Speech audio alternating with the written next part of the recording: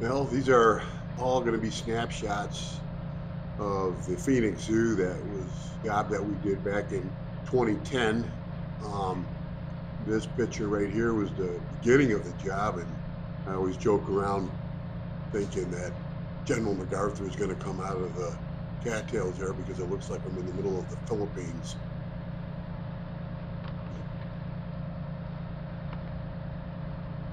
Here we are moving from one lagoon to the next, having to be extremely cautious in surroundings, making sure that we didn't create any damage, keeping the damage down to a controlled manner. And we did a really good job. There was very little impact to the zoo's landscape.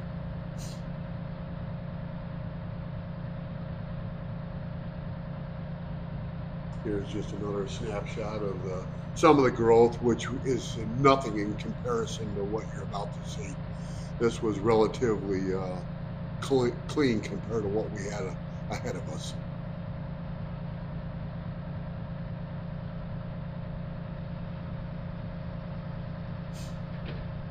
Here we are, having to make our way down one of the paved paths for the tour trains that they had that were on a schedule. So we would have to time it where we could get from one location to the next. It was quite a challenge at times.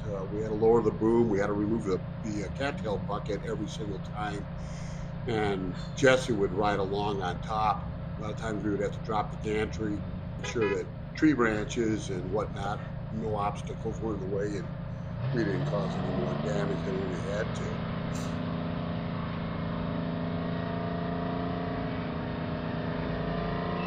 Here we are. This is a stretch of road that almost like a levee, separation of two lagoons from left to right. And that's a 10-wheel dump truck that's there in front of me, loaded with cattails. You'll see in the photograph just how much cattails that bucket can remove in one pass.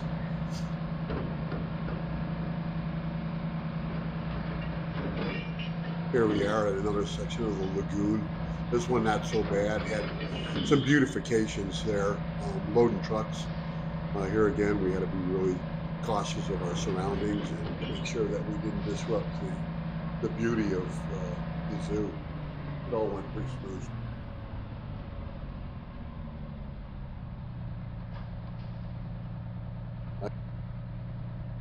Now here's a better look at the dense cattails. That is a 10-wheel dump truck that's underneath that, and that is one bucket of cattails.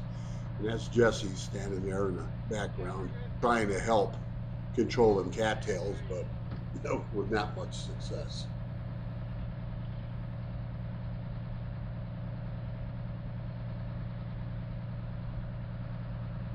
Here again, there's Jesse on top, and we're navigating our way down one of the tour trains pathway, and going from one location to the next.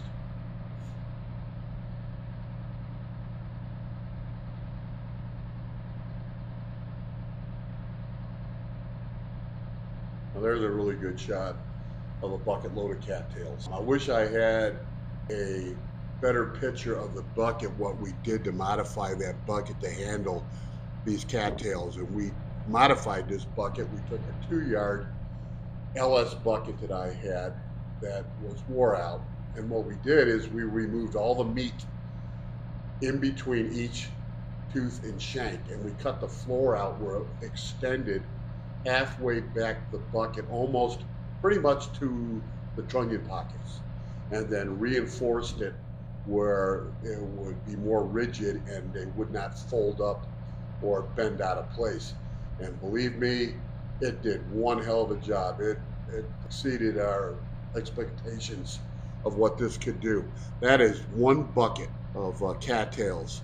These cattails were roughly almost 12 feet in height, and these lagoons had not been cleaned out since the early 1960s.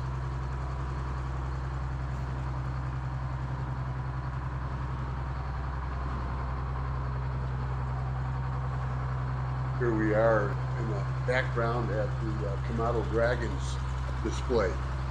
Fortunately, we were not in with the dragons, but this made for a pretty good picture of the dragons.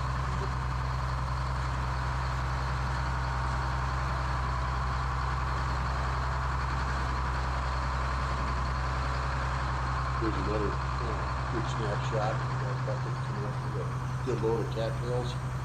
It's all we did was load trucks. This whole entire job. Drivers were really good. They were a lot of fun to work with. Like I said in previous videos, the entire team at the zoo was really nice people to work for. We had a good time.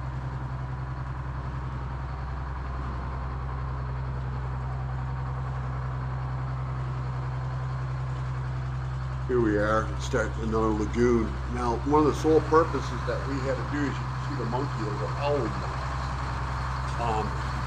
They're smart, and the cattails were getting so thick that the monkeys were going to be able to, and they had already been experimenting with trying to escape by the use of these cattails. So it was imperative that we get these cattails under control, where it eliminated the threat of these monkeys being able to escape.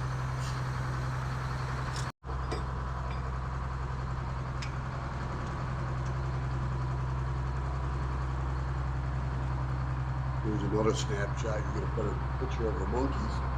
They were extremely curious, and they were watching every move I made. Every time we changed locations, it was a lot of work involved. We had to make sure, well, we didn't, but the zoo officials would have to take down, they would have 3 barriers of fence line, and we would have to remove the fence lines. We'd have to get in. They would move the fence lines, they would put them up behind us.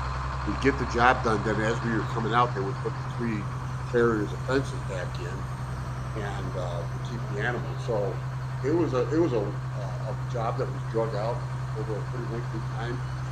But because we could only work like 1 day at a time, and every time we went in, we had to make sure that we could complete that job in a timely manner in order for the zoo officials to get the security fences back up where they want.